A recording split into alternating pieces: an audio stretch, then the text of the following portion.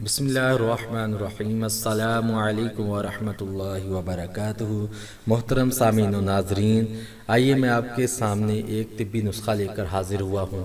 ان لوگوں کی اس شکایت کو دور کرنے جا رہا ہوں جو سردیوں کے پربہار موسم میں انجوائے کرنے کی بجائے تکلیف میں مبتلا رہتے ہیں۔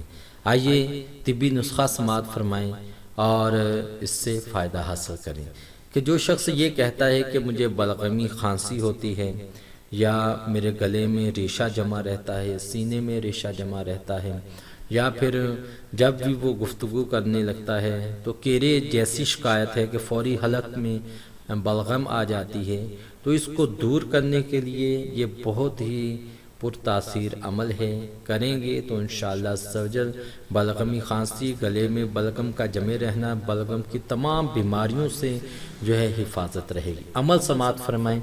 عمل اور طریقہ کار یہ ہے کہ ایک مٹھی بھر چنے ایسے لیں کہ وہ چھلکے دار ہوں، جس کو کھلوں والے چنے بھی کہا جاتا ہے، کہ ان چنوں کے اوپر ہلکا ہلکا چھلکا ہو، بالکل جو ہے چھلکے سے صاف چنے استعمال نہ کریں۔ بھونے ہوئے چنے چھلکے کے ساتھ ہوں اور ایک مٹھی بھر لیں۔ جب رات سونے سے پہلے ایک مٹھی بھر چنے کھائیں اور کھا کر جو ہے سو جائیں۔ اس کے بعد پانی کا ایک قطرہ تک نہیں پینا، صرف کلی کریں اور سو جائیں۔ تو صبح جو ہے انشاءاللہ جب اٹھیں گے تو آپ کے بلغمی شکایت نہیں ہوگی۔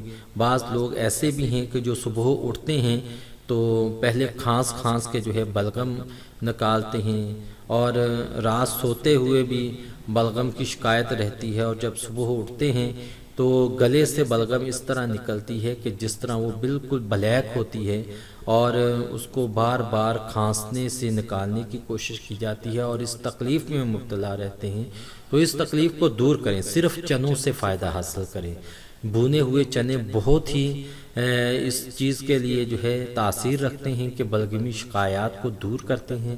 تو ایک مٹھی بھر چنے اور روزانہ رات سونے سے پہلے کھائیں، اور اس کے بعد کوئی چیز کھانی پینی نہیں، پانی بھی نہیں پینا۔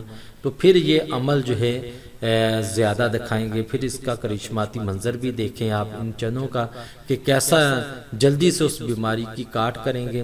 اور مسلسل سردیوں میں میرا تو کہنا یہ ہے کہ پوری سردیاں جو ہیں آپ اپنے بچوں کو بھی چنے کھلائیں اور خود بھی چنے کھائیں، تو انشاءاللہ عزوجل بھونے ہوئے چنوں سے یہ خوب استفادہ ہوگا۔ عمل کریں اور سردیوں میں خوب انجوائے کریں، اور دوسروں کو بھی عمل بتائیں، انشاءاللہ عزوجل فائدہ ہوگا۔